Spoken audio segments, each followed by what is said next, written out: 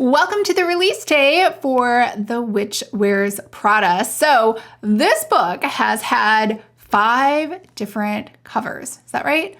One when it originally came out as an anthology set, a second cover when it was revised as an anthology set, and a third cover when I tried to just sell the book on its own, and then a fourth cover, so I guess 4, not 5, a fourth cover so that it could match the rest of the books in the series with Lucky on the cover, even though it has a black cat in it. So if you are looking for a fun Halloween paranormal read, this could be a cute short story for you. Now, it does totally deviate from the rest of the series. So 2 things. 1, if you read books 1, 2, and 3, you will know that Ava was always talking about her cousin, Sakara, who's kind of just disappeared and went missing ever since she was in high school.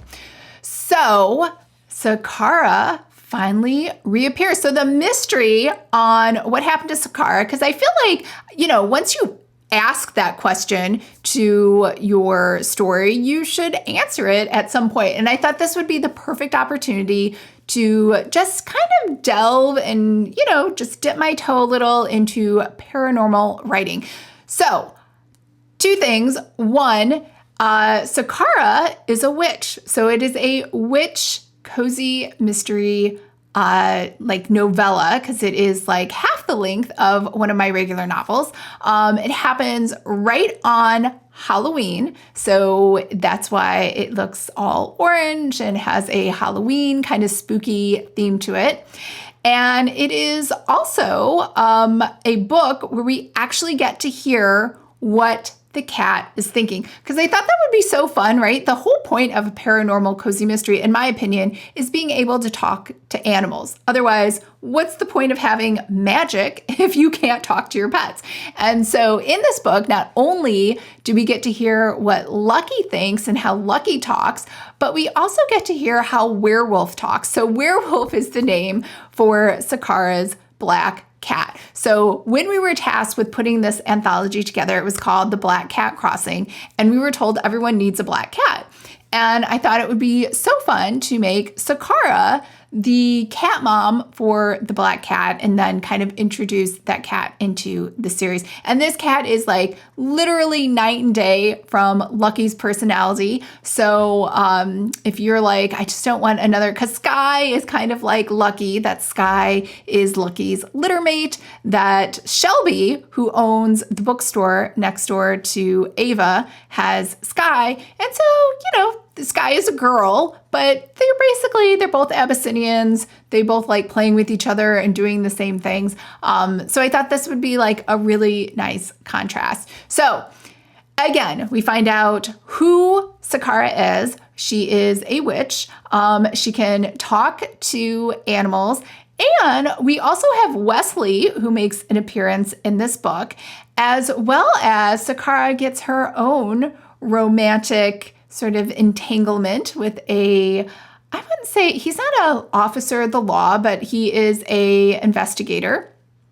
And so she is going to come actually to his rescue, because she is the witch. He is a normal person, but she has the superpowers and super abilities that she can save the day and make sure that he basically survive. So this is not a traditional murder mystery, only because I felt like there wasn't enough time to properly do a murder mystery to figure out who's going to be murdered. But as a witch, Sakara has the ability to predict the future and see who's going to be murdered. And so it is up to her to save the day to ensure a murder doesn't happen on Halloween, at the same time as reconnecting with Ava and getting to meet Lucky, and of course eating a lot of cupcakes. In fact, there is a ton of food eating in here, and as pretty much all of my characters, I guess I kind of modeled them after me. everybody in this book loves food. So we have root beer floats, as you usually see in the rest of the series. We have cinnamon rolls, another one of my favorites. We have a Cheesecake Factory outings, and we also have obviously all of Ava's great stuffed or filled cupcakes. I don't know if you're supposed to say, someone told me once, one of the editors, like, you can't call them stuffed cupcakes because they're not chickens. They're cupcakes, and cupcakes are filled. But I don't know. If someone offered me a stuffed cupcake or a filled cupcake, I feel like I still know, like, it has a filling inside. I don't know.